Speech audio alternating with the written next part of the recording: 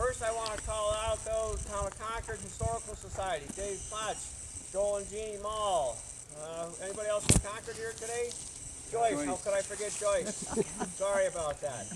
Quick commercial, I just want to say Concord Historical Society was honored to support your application for this plaque. As our name says, we're anything history. We also promote the village of Springville as a great place to work, live, and play. So if you're interested, see one of us. Huzzah! Huzzah, right. And Collins used to be Town of Concord. This used to be part of Town of Concord as well, yes? Yes. You know more about that history than I do. Okay. Yes, and I didn't want to exclude Tom over to my far right. And also, Town of Collins Supervisor Ken Martin, thank you, in attendance. We have Collins Historical Society. We have Candy, Sue, and Linda. They were a big help researching. We got to see old ink-dip, penmanship from the minutes from the Town of Collins, which had all the documentation that Connie and I needed to our help in this plaque dedication today. Okay. My name is Kevin, and I'm married to Connie, and Connie's mother, Eleanor, sitting up front here, is actually going to pull this off later. And Eleanor has lived here for 73 years? It was 1951. 1951. Somebody do the math for me. How many years? 72. This year I was It's born. enough. Okay. So, Nathaniel Knight. So Nathaniel Knight was born January 1, 1792. His parents were Caleb and Deborah. What year? He married Polly Chadwick in 1814. From there, he traveled from Chatham.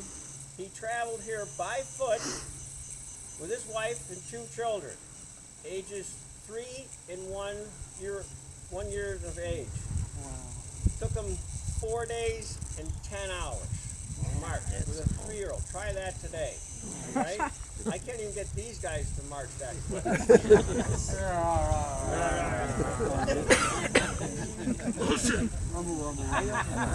Okay. During our search in the history, there's a couple stories I'd like to share with Nathaniel Knight before I get into his accomplishments and his accolades. Nathaniel Knight had problems with bears, panthers coming in, at night to the barn and different things, so they were trying to rid themselves of the Bruins. He and his brother set pitfalls somewhere on the property here to trap the bears. One morning they went out, they had 3 traps set, they had 2 bears. One in one trap, another in another trap. The third bear didn't get in the trap. His brother Avery took a shot at the bears that ran through. He hit the bear, wounded the bear in the front left shoulder. The bear got away. 2 years later, somewhere on the property, they trapped the bear. A little leg-hold trap. The bear escaped by whatever he had to do, but he left part of his arm in the trap.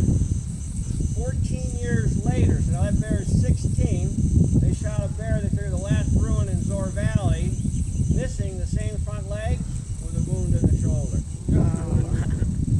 One of the other things, I'm going to jump ahead a little bit, Nathaniel Knight was the town magistrate. So he could perform ceremonies, kind of a good figurehead, he had a level head on him, he could solve disputes, land disputes, money disputes. He was a very well-rounded person. So one night he gets a knock on the door, 2-3 a.m. No idea, what's going on. There was a young couple standing at the door of the house.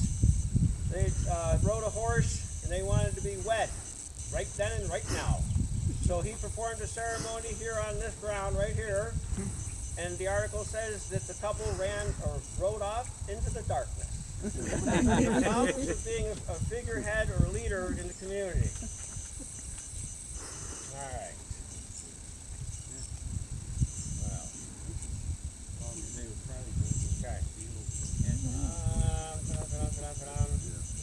So in 1820, and actually where we stand now was not the first house of Nathaniel Knight. He actually built a log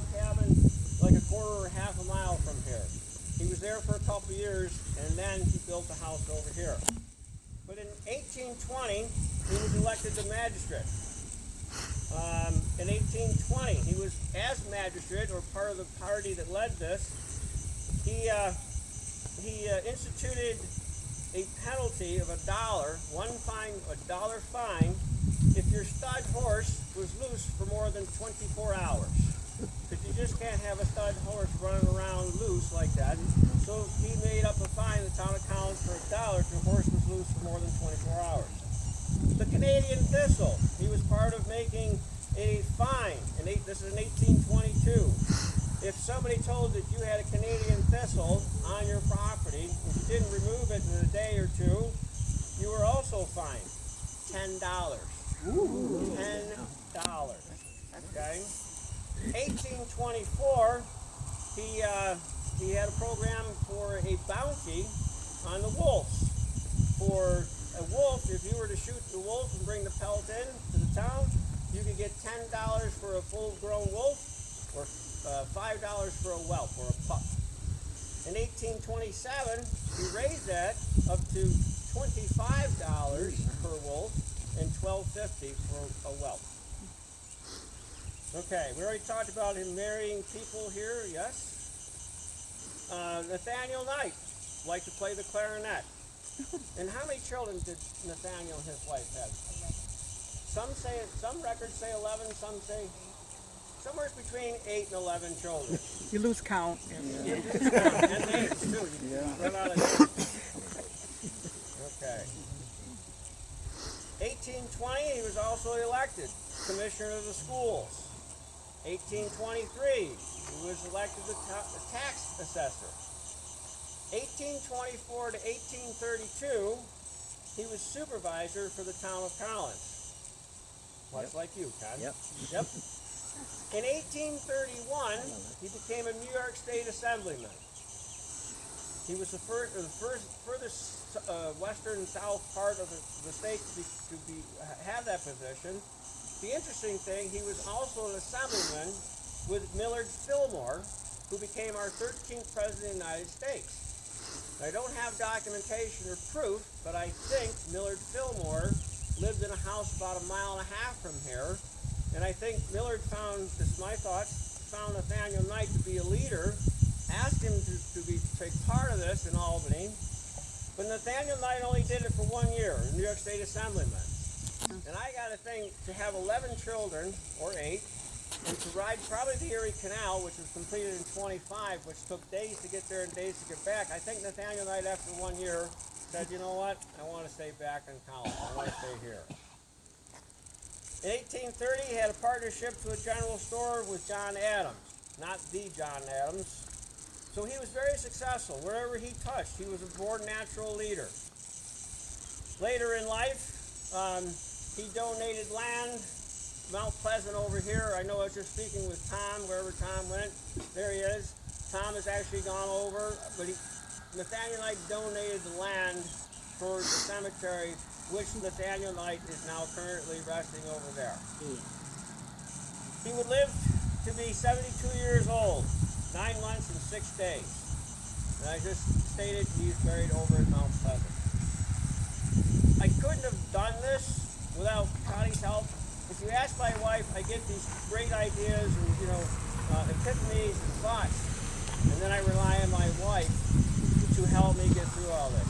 10 months of research, documentations, and again, thank you to the Concord Historical Society, to the Collins Historical Society, and thanks for the militia showing up today, and thank you all for showing up today.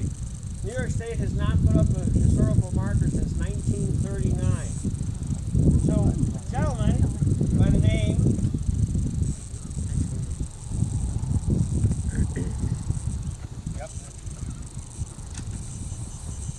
So this is a letter I got from William G. Pomeroy, his son.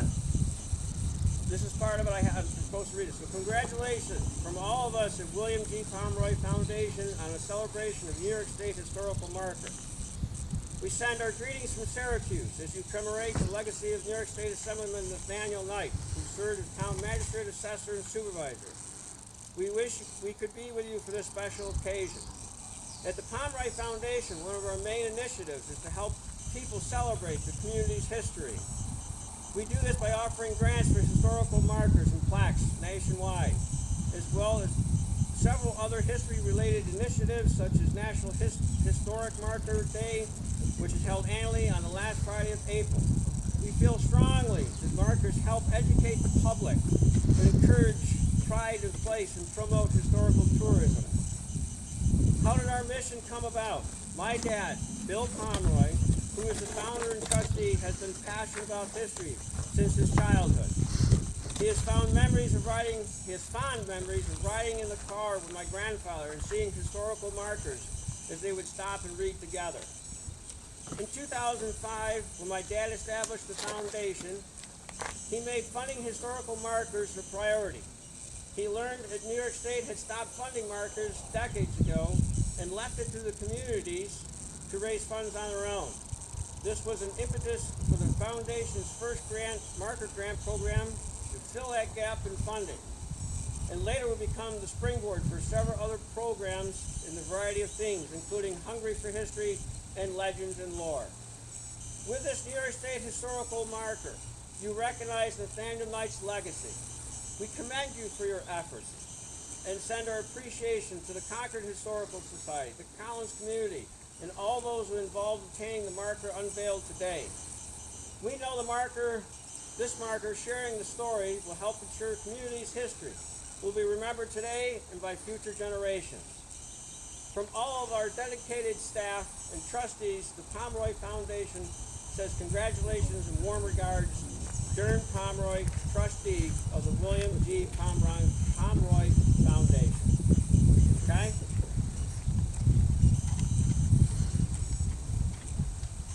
Yeah. Okay. So what we're going to do is I would like my mother-in-law, my young mother-in-law of 96 years of age, to come up. She's going to unveil the marker. After the unveiling, you can take a few pictures.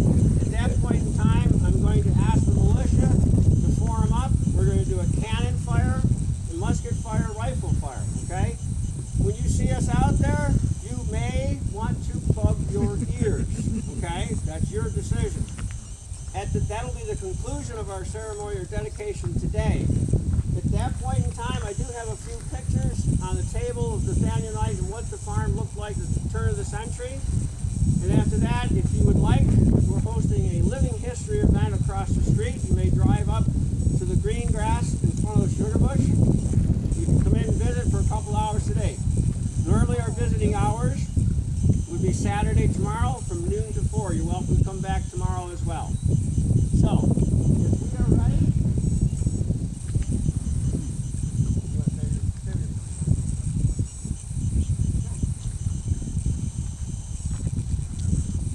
here we go. And there it is.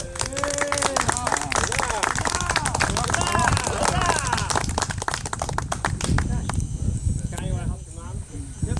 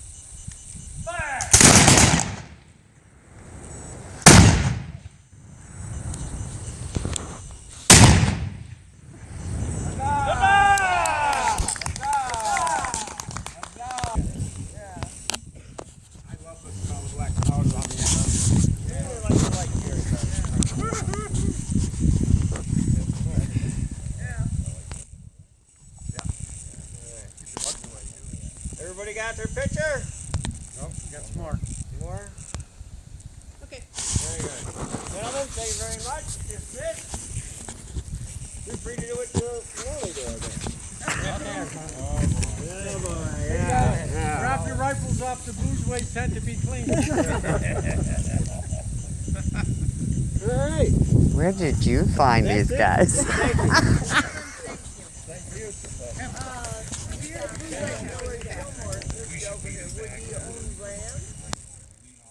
There's a house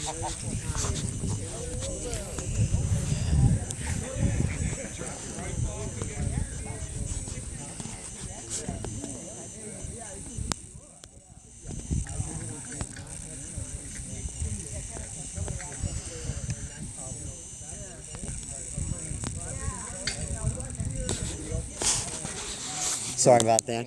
Oh, okay. Well, I'm glad that you're letting me do all this because I take forever. Don't mind. Oh, and then I lean on it, I've so. never seen the picture. That's awesome. They survived. You know? Well, we have a lot of pictures down at the Historical Society. You're with Concord?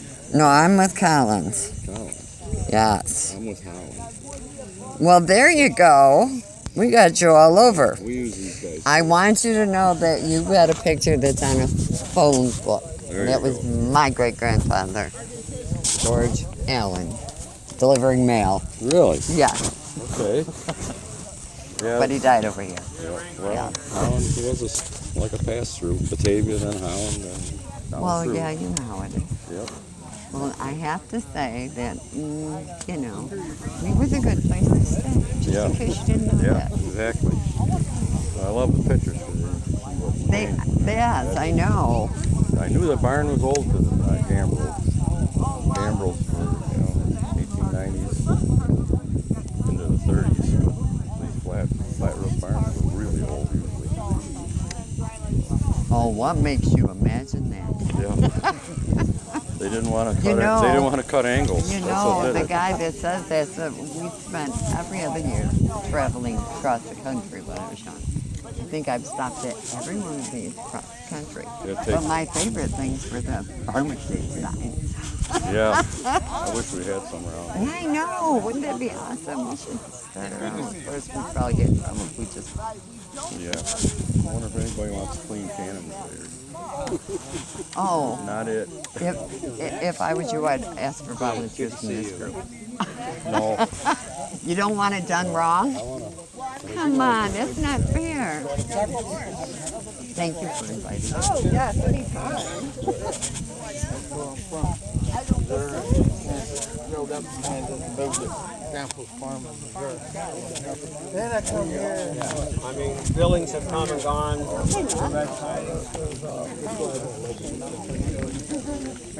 Brandon can't find his. Brandon can't find his.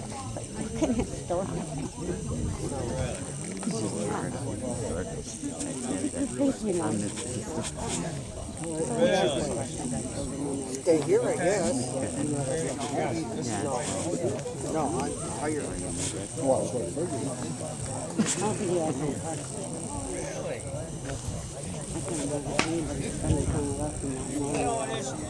Well, I can't imagine that somebody who doesn't know where they live and they say Woodside Farm, but you know. But we're not going to say anything about that. We'll just throw it in here and there. Yes, he did.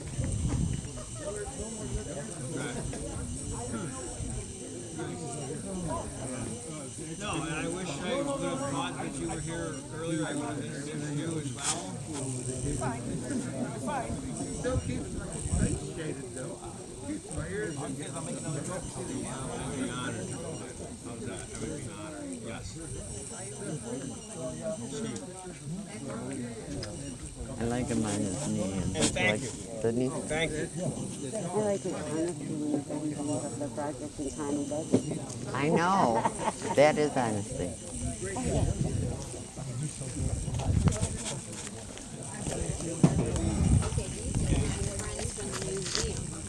This This is our historian. Okay. Sorry, I have a mask on. His wife Connie, but she had a teeth issue. Not COVID, I wouldn't do This that. is Ferris and Heather. Hi, nice to meet you. Also Linda. So we hang out together on Saturdays at the museum. We're trying really hard to make Sue bad, but she won't listen to us. If you have time today, I would like to come to the museum today. Okay. Come another day, you let me know.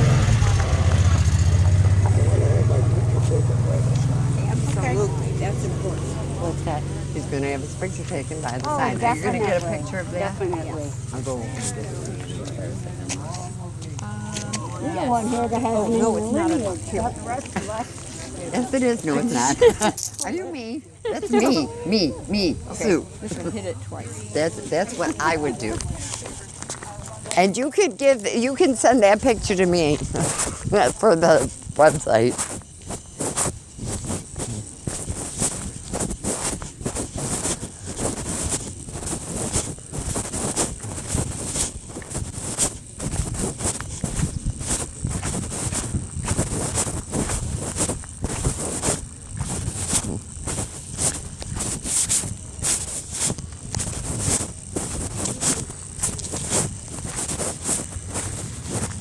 No booze yet?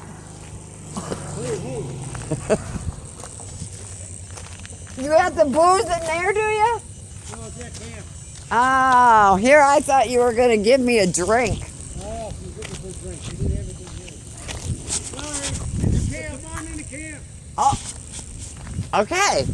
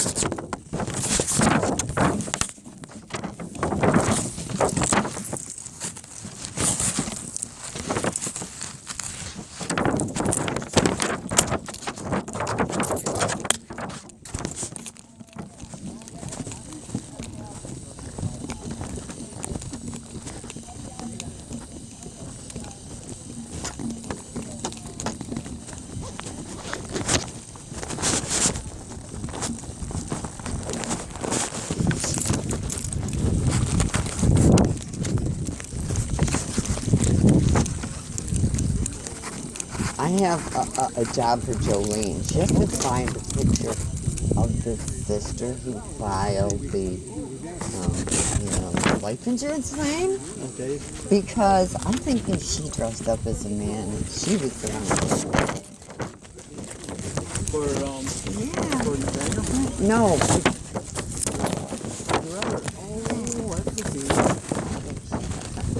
It could be. I mean, really. Yeah. Because she certainly was there to claim that money. Yeah. There's something fishy about that family. Yeah. Can we dig them up and talk Yeah, to them?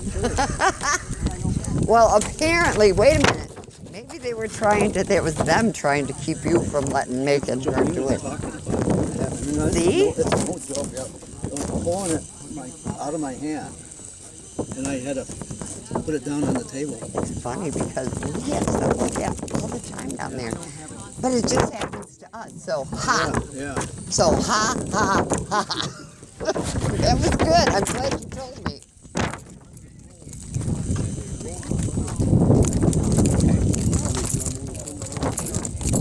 Andy, do you have a pen? We don't. I don't have a pen. I thought I had a pen, but I don't. Okay. I